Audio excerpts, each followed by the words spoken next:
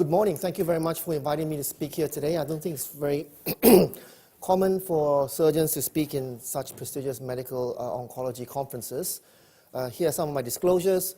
So I'll give a few introductory slides about who I am and what I do. My name is Eric Lim. I'm a consultant thoracic surgeon at the Royal Brompton Hospital. Apart from a great pedigree of thoracic surgeons, we're probably most famous for Princess Diana's photos, as she used to watch the operating in our institution. I'm also a reader in thoracic surgery, and I have got a background in medical statistics, and I teach statistics at MSc level at the University of London. At this point, you might be wondering, why is this guy selling himself so much? Because the first part of my talk is a bit off-piece, and you're going to be left here, for those who don't know me, thinking, oh my God, this guy's a legend, or he's a complete idiot. And I'm trying to cycle you to the former, so that, because those who already know me have already formed their opinion, I can't change that. My academic portfolio includes, so a bit more selling. I write some textbooks, including a textbook of medicine and surgery. I lead a translational team looking at blood-based biomarkers for lung cancer diagnosis. I've made the cover of the BMJ once in my early year. And I'm a chief investigator of 2 nationally funded trials. The first one is MARS-2, which we're hoping to take to phase 3 later on this year, which reminds me to speak to Corinne later on about participating in MARS-2. And the other trial is Violet. It's about surgery, keyhole versus open surgery for non-small cell lung cancer, and that's a 1.7 million funded HTA trial. And finally, I write national and international guidelines in my spare time. But what you're going to get today is going to be the whole gamut of everything to do with N2, because surgery is only a section about it. For your 30 minutes worth, you're going to get about staging, surgery, restaging, and followed by general discussion, so that everybody can leave here happy knowing the entire picture. It's interesting that we come to a good starting point where Clara mentioned chemoradiotherapy is, trimodality is only appropriate for a selected number of patients with N2 disease. And that's probably a good starting point for the purposes of my talk today. Now, this talk is going to be interactive. I'm going to need your help, maybe to help me come to some conclusions. So I'm going to have a lot of audience participation.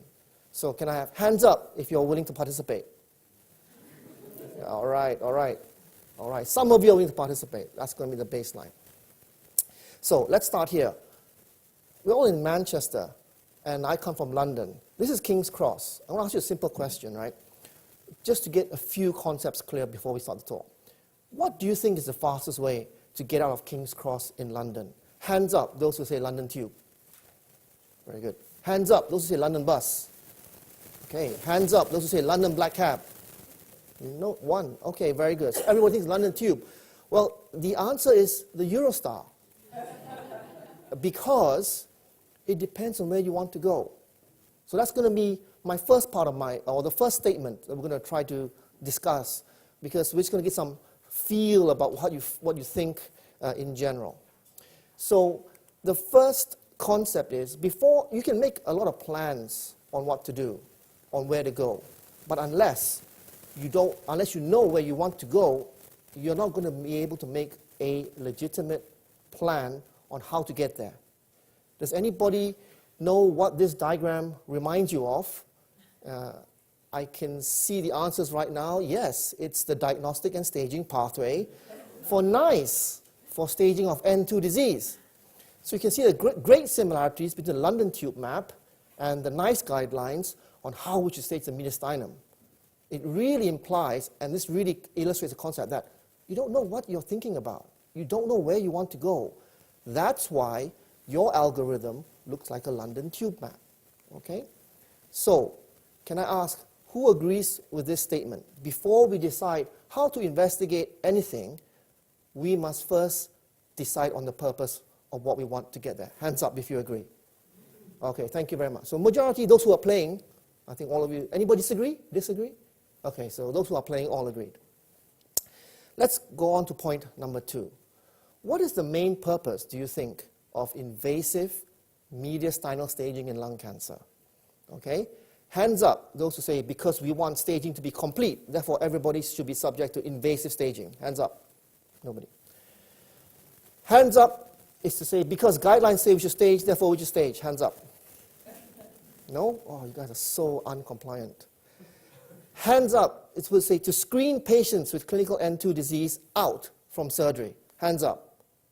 Okay, thank you very much. So we all agree that the main purpose of invasive mediastinal staging is to exclude patients with clinical N2 disease from surgery. We all agree on that, yes? No, anybody disagree? No. We're doing really well, by the way. No conflicts, no controversy. Everybody is agreeing. It's really a very, very happy talk for me so far. So let's take one step further. And before we take the next step further, I'm going to have to put a little warning out that there are going to be some plots which we need you to interpret with me together. And I'll hold your hand, and we can do it, but I will need you to do something for me. I will need you to think, if that's okay. Okay, good. Thank God. There's a slide about that later on in my talk, about how smart oncologists are. Yeah, it's true. We'll come to that. Here's exactly. This is for surgeons, but oncologists should do much better. Which of these following statements is true? 4 randomized trials. This is a forest plot. This is a meta-analysis.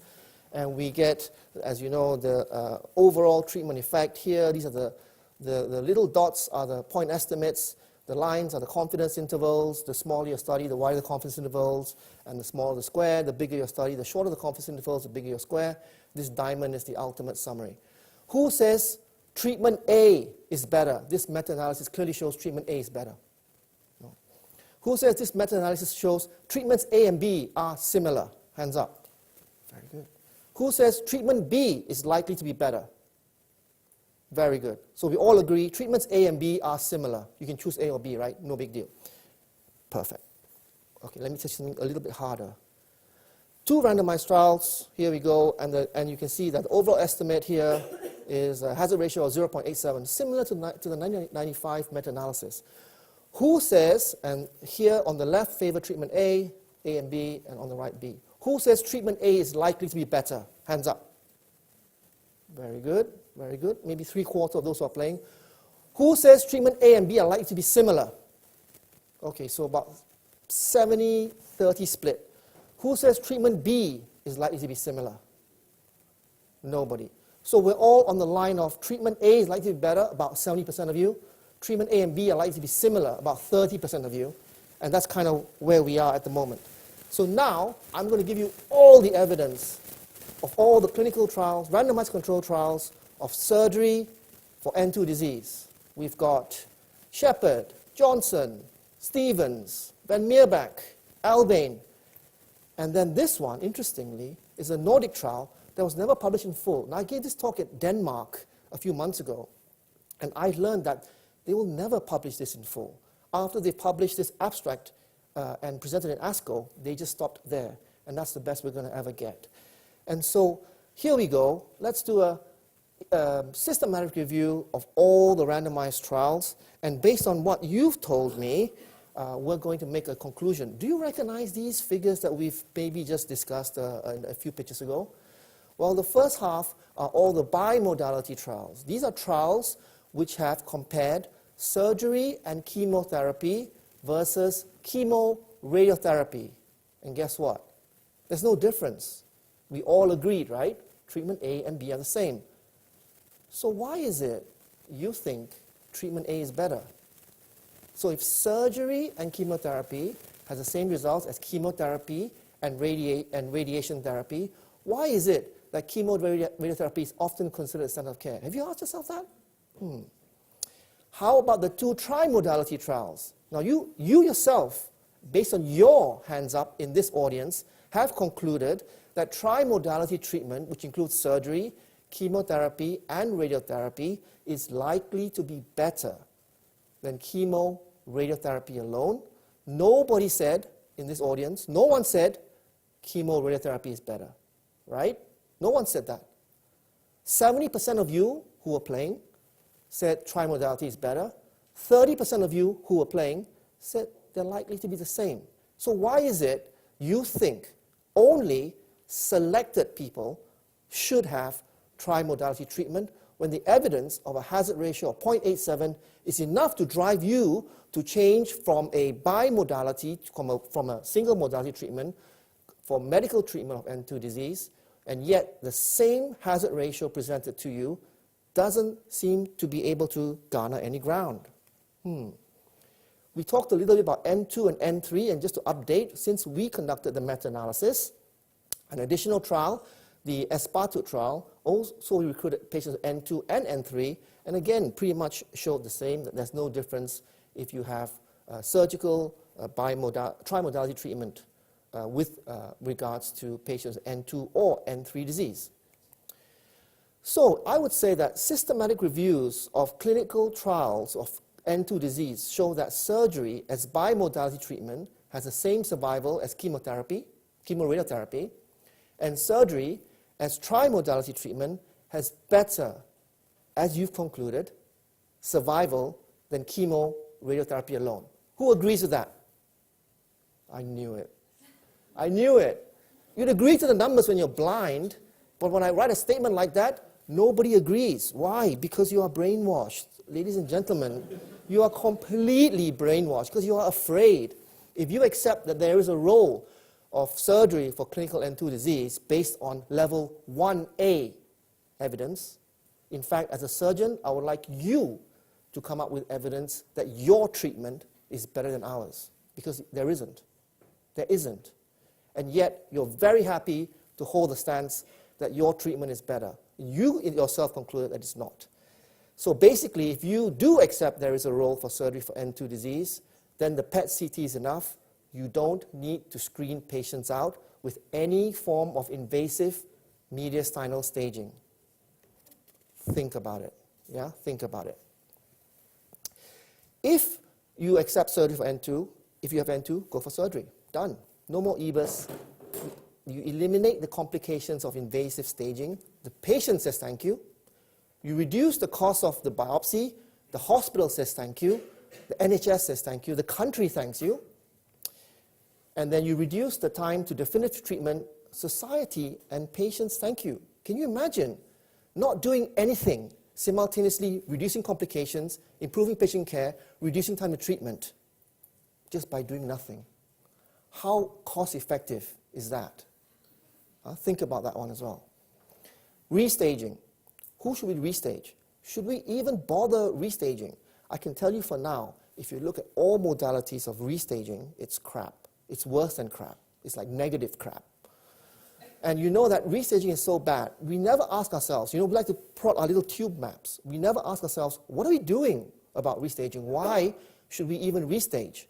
The answer is because we always like to play the winner. We always think, yeah, if you got N, look, this graph from Albin, you say if you got N0 post-induction, YPN0, yay, you do best. And you get YPN1 to 3, oh, you don't do as well. Which one of you thinks that 17% difference in overall survival is a big deal? Hands up. 1-7. Okay.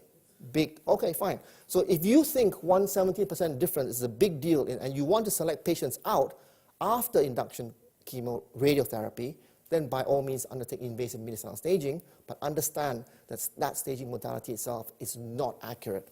The real question is not what is the residual nodal status, or is 17% a big deal? The real question is how would these patients fare if they did not have surgery?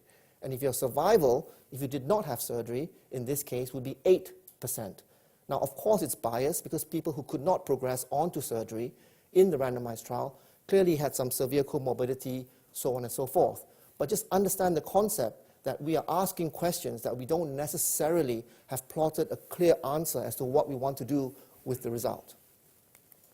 So for the first part of the talk, I would summarize by saying, before we decide on the method of investigation, let's first decide on the purpose.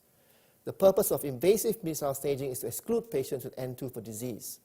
There is level 1A evidence in support for surgery for N2 disease, and from a practical point of view, it's clearly not very feasible if you do it in fixed N2 or bulky N2. So that's, for surgeons, it's difficult. And if you believe in that, then there is no need to screen patients, and we will improve clinical care by reducing the cost of biopsy, eliminate complications of invasive staging, and reducing time to definitive treatment, right? So the second part of my talk is a question. So then why isn't surgery offered more for N2 disease? You've seen the evidence. You've concluded in favor of the evidence, but of course, when completely against yourself, when I describe it to you in words, we can give you something intellectual, or you're expecting something really snazzy from me, or we can talk about the practical things, barriers to uptake of evidence.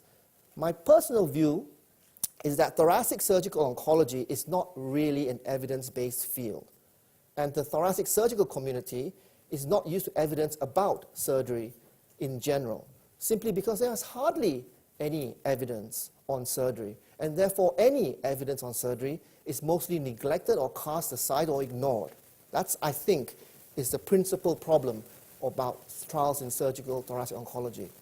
For thoracic surgeons, there are internal considerations in that most of them really don't know the evidence. And even if they do know the evidence, they don't trust their own personal interpretation of the evidence.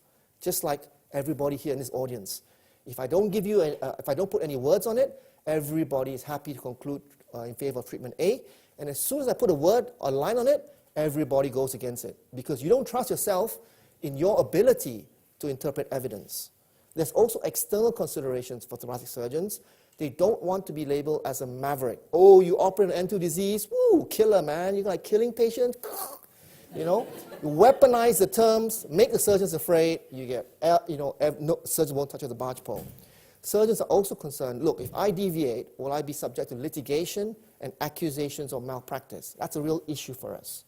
In contrast, you see this is a slide that says how smart oncologists are. Oncologists outnumber surgeons. They are more research-orientated. You know the evidence, you design the trials, you run the trials, and you report the trials. Look at Van Meerbeck.